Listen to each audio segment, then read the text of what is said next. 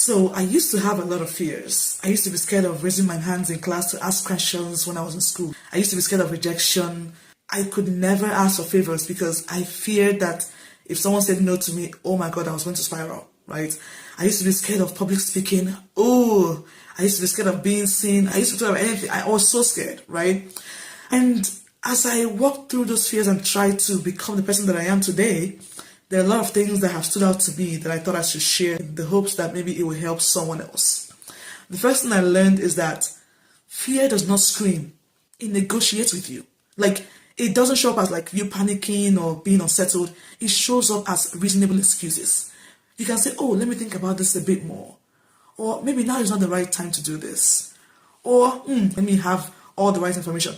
That's how fear shows up. And by the time you know what's happening, months would have passed, years would have passed, because the real power of fear is that it sounds really convincing. So another thing I learned is that fear means that that thing is very important to you.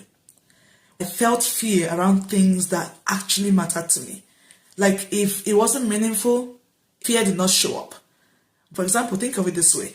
If you have a public presentation that you want to make, you want it to be good, you want it to bang. And so that brings fear inside of you because you're trying not to screw it up. So fear doesn't mean you should stop. It just shows you that that thing is very important to you and you should pay attention. The third thing about fear that I learned is that, and this is the most important one, fear loses power the moment you question it. Fear thrives when it's like vague, like when it tells you all these things and you can't prove it and you can't question it. So you just believe it and you run with it. But whenever you start asking, what exactly am I afraid will happen? What exactly is the worst case scenario of that thing happening? You realize that the fear starts to fall apart. Because most of the time, fear is not factual.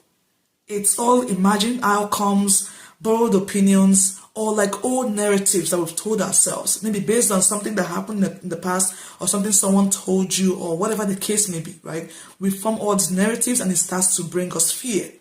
What you need to do is to become more proficient in questioning that fear.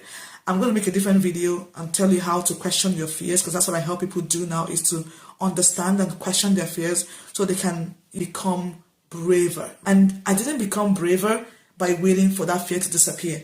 I became braver by learning how to see it clearly, how to question it, and how to move in spite of it. Because once you question fear, you rob it of its power, and then you're able to make the smallest of moves. And when you make small moves, then you're able to make the larger moves. That's what helped me in my life.